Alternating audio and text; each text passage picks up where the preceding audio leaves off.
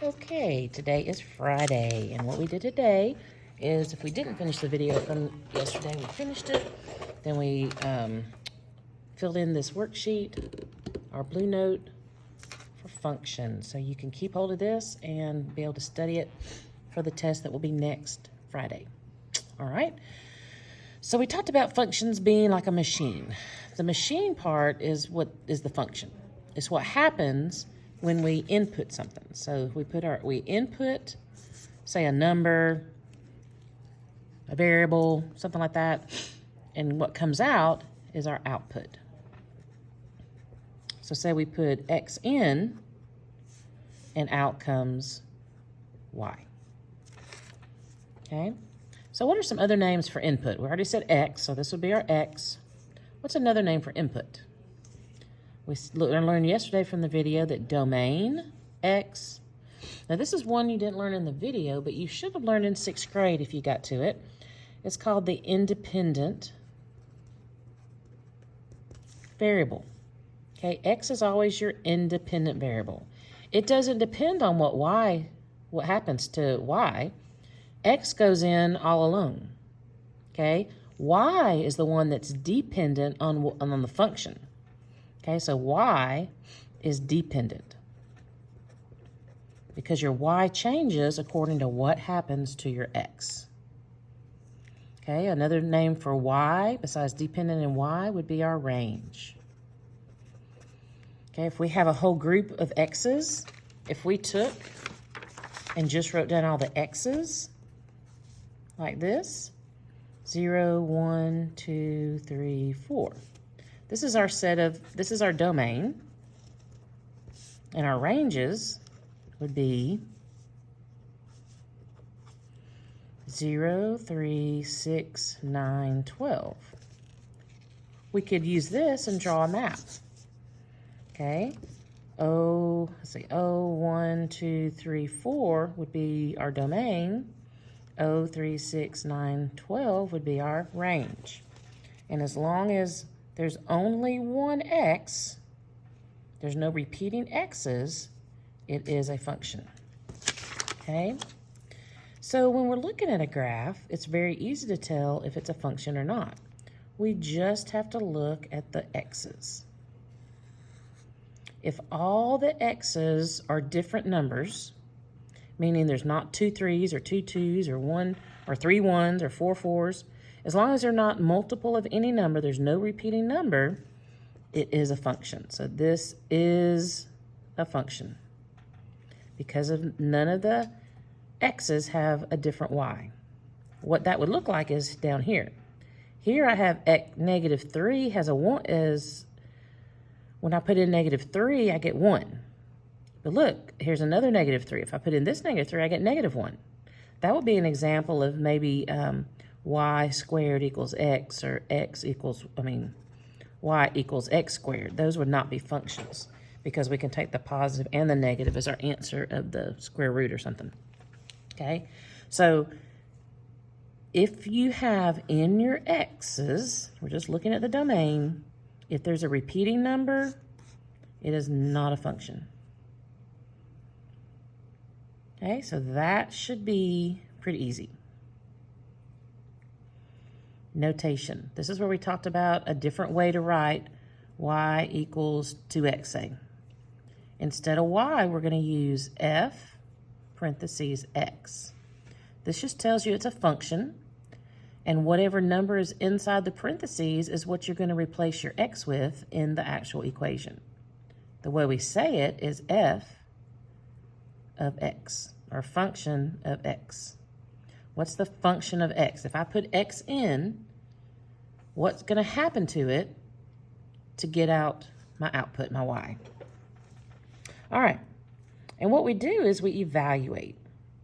Hopefully you remember when we did combining like terms. If I had 2x plus 4 minus x plus 8. All right, I cannot solve this because there's no equal sign. All I can do is simplify. Remember when we try to write it smaller? First, I would look to see if there's any numbers that are the same or like. So I see that I have a 2x and a negative x. Okay, this is positive. Okay, those are on the x team. Okay, those are their jerseys. So I know I can combine a 2x and a negative x. Remember, there's an imaginary 1 here, so 2, and I always, when I circle or square off, I keep the operation, because this is a negative 1. 2 minus 1 is 1x. Okay, then I see that I have 2 constants. They don't have a jersey at all, so they are a team. They're the skin team, no jerseys. So 4 plus 8 is plus 12. So all I can do is simplify this. But if the problem said evaluate if x is 3, then I know I can put 3 wherever my x is. I've already simplified it, so 3 plus 12, I would get 15. Remember, if it's an expression, we don't add an equal sign. We're just simplifying it. Now we can simplify it down to 15. Not technically solving it, although it is. Same with our f of x. If I have f of x equals 3x plus 1, all right? Or if it looks like this, let's see, 4. This is saying I'm going to, this at 4 is my x. I am substituting x for 4. The function of 4 is going to be, I'm going to put my 4 here. 3 times 4 is 12 plus 1.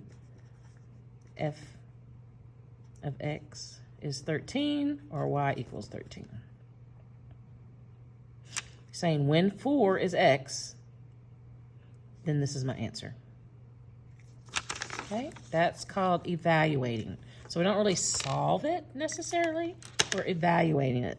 So to evaluate a function for a particular x value, we just plug in or substitute the number, for the x, and then simplify. Here's an example. If f of x is 2x plus 1, find f of 3. So that's like putting the 3 here. Okay, I'm going to put my 3 where my x is. 2 times 3 is 6, plus 1 is 7. That should be pretty easy. That's score 2 on your test that we'll do next Friday. So let's do the definition here. A function is a relationship, okay, with 2 sets of numbers, with 1 or more variable, where each input has a single, just one, output. Another way to say that is each x value is only allowed to correspond to one y value. All right, so turn to the other side. Now this is what we're going to practice today a little bit and on Monday. So we have to be able to determine whether a relation is a function. So all of these are relations. All of these are.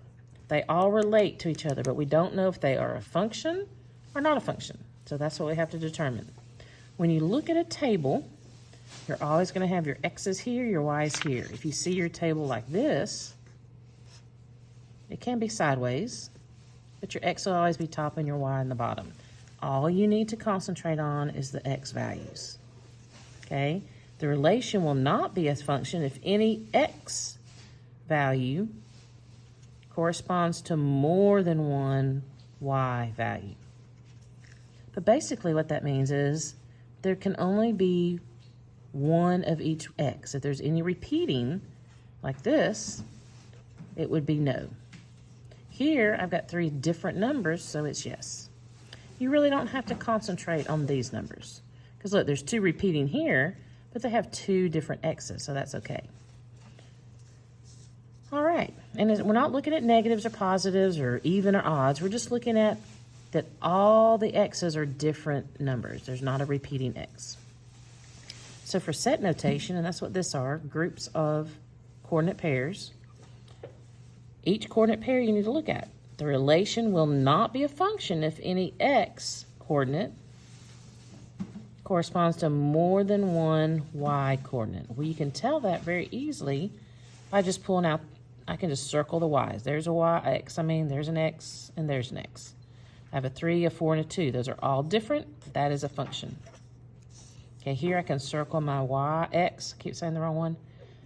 Okay, I've got a 1, a 0, and a 1. Nope, that is not a function because it has a repeating 1. Okay, when we're looking at a graph, there's a very easy, you just use the vertical line test. You take your pencil, because even during ACAP, everyone will have a pencil, and that's a straight edge. I can move my pencil over the line, and probably easier to look this way. There's not a point that my pencil touches the line at 2 places. But look over here, it does. Here, I'm touching here and here. So anything that's sideways, okay, or round, if I can touch it at 2 places at one time, it is not a function. This would be because there's nowhere I can touch. Okay? So the relation will not be a function if a vertical line ever passes through 2 points at one time. All right, so we've looked at a table, coordinate pairs, and graphs. The one thing we'll look at and you'll test on is mapping. This is called mapping. And it's the only one you can't say, just look at the x's necessarily. Because what happens here is if there's a repeating number, they just don't put it. What you have to look for here is the number of x's versus the number of y's and where your arrows go. So this says the relation will not be a function if any x values map to more than one y value. So my 4 maps to 6, negative 2 maps to, negative 4 to 6, negative 2 to 4, negative 1 to 1, and 4 to to 16. Now yes, both of these map to here, but there's one's a negative, one's a positive. So all these numbers are different. So that is a function. With this one, no, I don't have, it doesn't look like I have any repeating numbers, but I do because look, this 3 goes to 4, and really there could be a 3 right here. They just condense it in a map. Okay, so if I have 2 arrows coming from an x, it is not a function. Okay, we didn't do the bottom part, but you could definitely try it.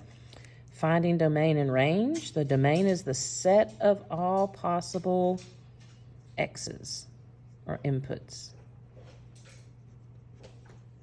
The range is the set of all positive y's. Possible y's. Okay, identify the domain and range of the relations in the table, set notation, and graph examples. So all 3 of these. Okay, you would just write down all your x's, all your y's for A, B, C, D, E, and F. Okay, so try that. We're going to go over that on Tuesday. I won't be here Monday. We'll have some practice to do. And this says create a mapping diagram and graph that each represent a function. Okay, so you're going to pick some numbers and see if you can do one yourself. And that's all for Friday.